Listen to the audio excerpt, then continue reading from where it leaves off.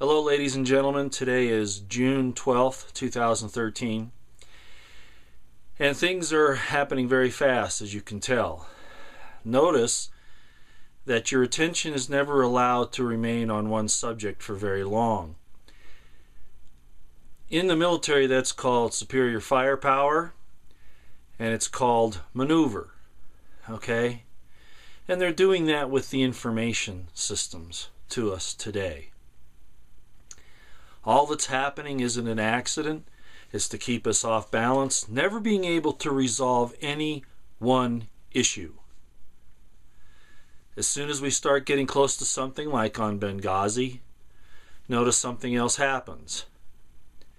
Notice that this thing with Edward Snowden came out during this whole thing on Benghazi and the IRS and all these things. They're all related. I'm not saying that Snowden isn't the real deal. I'm not saying that. I'm saying it's being manipulated to keep you off guard.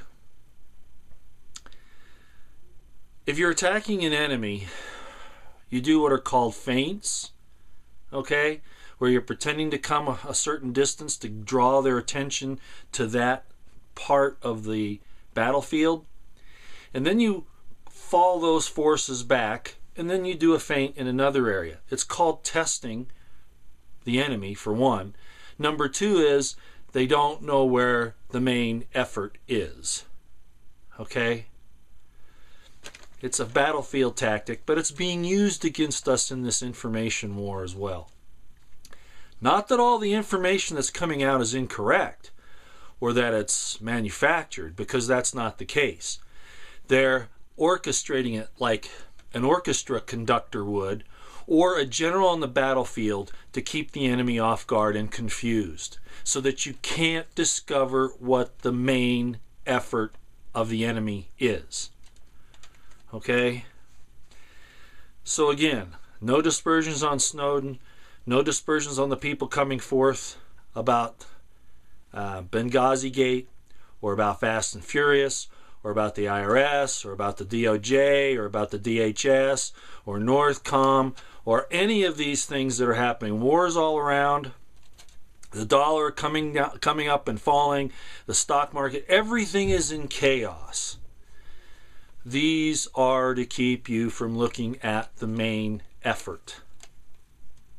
So, what I want you to do is to understand that the main effort, the main objective, is the destruction of the Republic of the United States, the dismantling of its supreme law of the land, the Constitution, and with the end game, the end objective being the destruction of our way of life and our very lives in the end. So how do you approach this? What is it that we need to do? Be aware that the enemy is using our government, our own government is using these. It's truthful. There's, like I said, with the Snowden thing and all this, it really is happening, but they're orchestrating it to their benefit. As soon as you start approaching one thing that's important, like Benghazi, they fire up some other thing so that your attention is drawn away from there.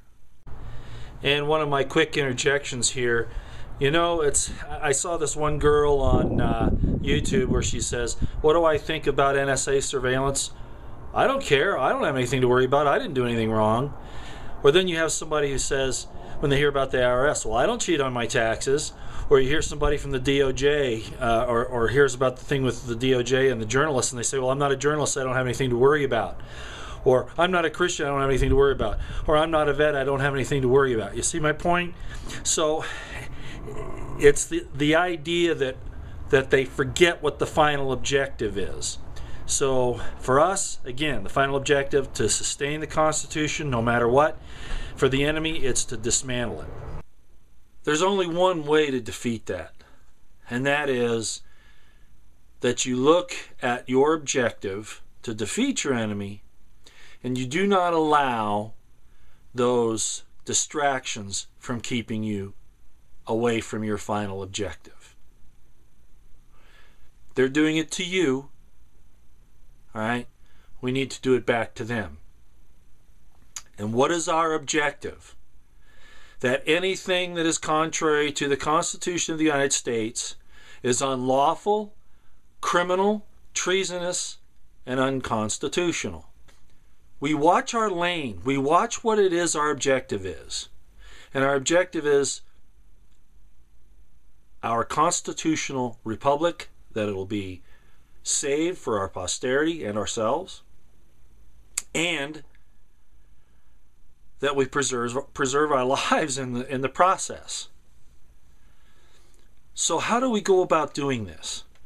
I've already talked a little bit about it. Coming out of places that are not supportive of the Constitution, whether they be states, counties, or cities, and going to places where they are, because consolidation of forces is important. Secondly, if there is an encroachment, an armed encroachment by the federal government to go support those local and state leaders who are countering it. All right? The Constitution, our republic, our freedom, our liberty is our objective. Now, that's kind of nebulous, like the war on terrorism. Frankly, you can't have a war on terror. Terrorism is a tactic. Okay? So, in some regards, talking about saving the Constitution is a tactic rather than an objective, which is true. So your objective should be, this is why I said it, to gather in places with like-minded people in as large a numbers as you can, preferably in states, but at a minimum in counties and in local cities, small towns. If you can secure that place, that objective, then we have a chance. Anything short of that is nothing but semantics. So my call for you to go to these places is to secure boots on the ground. You have your main objective, but you have to secure intermediate objectives to obtain the final objective. Do you understand? So all of us, we can just look at all of these things that are happening to us, to our freedoms, all of the different scandals that are breaking out. Not that they aren't real, but that they're being used to take our eyes off the final objective. Don't kid yourself. The final objective of the enemy is to take over our place, our land, and ultimately our minds and then our lives. So our objective has to be similar. Take places. Take them. And hold the local people responsible to you under all circumstances. Any and all circumstances. And this is a lot easier said than done, I realize it. But there is no other way. Okay? Not right now. I heard one of the commentators today, I was listening to actually a post he did yesterday, I won't mention who he was, but he said, it really is getting to the point where there has to be a supernatural intervention against this evil that is encroaching upon us. And of course he invoked Jesus, and that's fine. That's fine. But I just want to tell everybody, okay, you can believe that God will step in at some point in time. I certainly do. But I also understand that we are obligated to do all we can against evil. And after we have done all we can do, then maybe help will step in. This was interesting, the European Union is coming out saying they're all upset because they're being monitored. They've been monitoring their people for years. So, while we stay aware of all these things that are happening, and I'm going to bring up a few here, because you need the intelligence to know what's happening, let's keep all of our political leaders, so-called, every time they do this, we attack him with the Constitution. Every single time. We don't get pulled off on, whether this was a statutory change or whether it's really protecting us. It's always, you have violated your oath of office, the laws of the United States, which is the U.S. Constitution. That's where it always needs to be.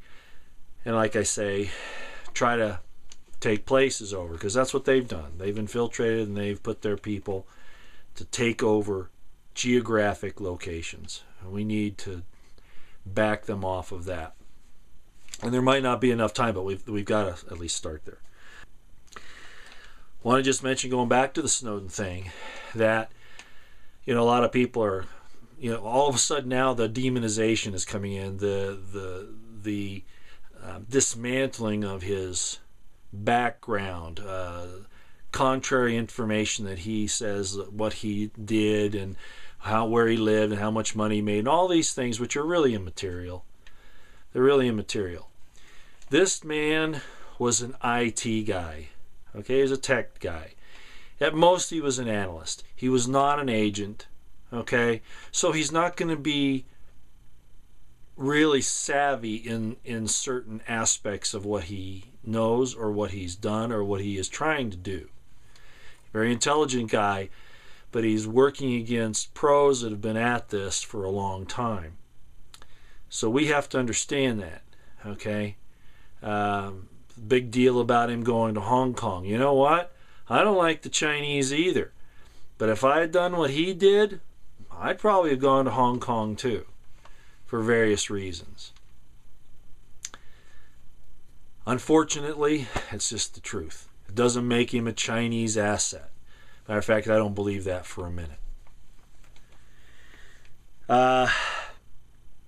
Remember, his actions are now going through an ex post facto dismantling.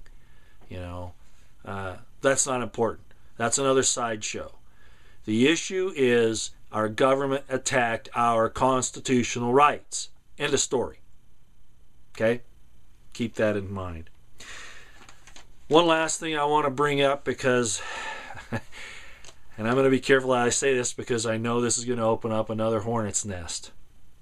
I'll just put it this way.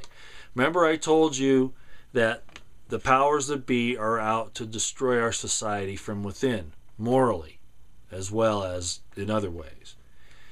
I want to concentrate on this pedophilia thing for a minute, which is tied into all those other immoral actions that they are promoting in the media and everywhere else these days.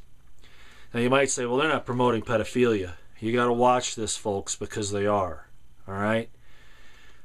Remember, I told you some time ago that Oregon instituted the Obamacare part, where a child, I think as young as 15, can get an abortion without parents knowing about it. Okay? I told you that, or we know about the Jimmy Savile thing in the UK. All right? And that he was supplying children to, really high ups. Maybe even the royals, okay? So-called. And now you have a movement in the EU. It's only by a barrister or two at this point, but I think it's going to grow. That they need to lower the age of consent for sex of a girl to 13, I think is the age. And the reason? To protect these old men. Same thing happened in the United States. It is going on right now. Obama just did what? The morning after pill. Any girl at any age can get it. Okay? What is that doing? That's setting a precedent for the age of consent, lowering it, or just doing away with it altogether. These are attacks by the dark side to destroy womanhood. And I've told you that a lot. It's right in your face. They're telling you what they're going to do before they do it. Just like I said. And this is the way they operate. So a lot of people are going to say, well, this is a women's rights issue. I heard another commentator bring this up. No, it is not. It is a human rights issue. And children deserve to be protected until they're older. And the state is obviously unwilling to do that in reality. They want control of those kids, and they're going to take every possible opportunity to take them out of your control. This is about saving humanity. And they don't want to save humanity. They want to destroy it. So let's, and I'm not using children as a reason. The politicians, they pick up kids and they want to be seen taking care of kids. You have Michelle Obama saying, oh, this is about the children. Oh, the anti-terrorism and the anti-gun stuff is always about the children. The difference is this. Does it take that responsibility out of the hand of the parent?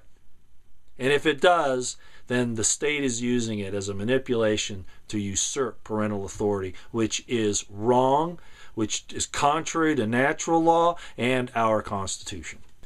They weren't given this power by the Constitution. It was one of the things that wasn't enumerated to the federal government, so they need to really lay off.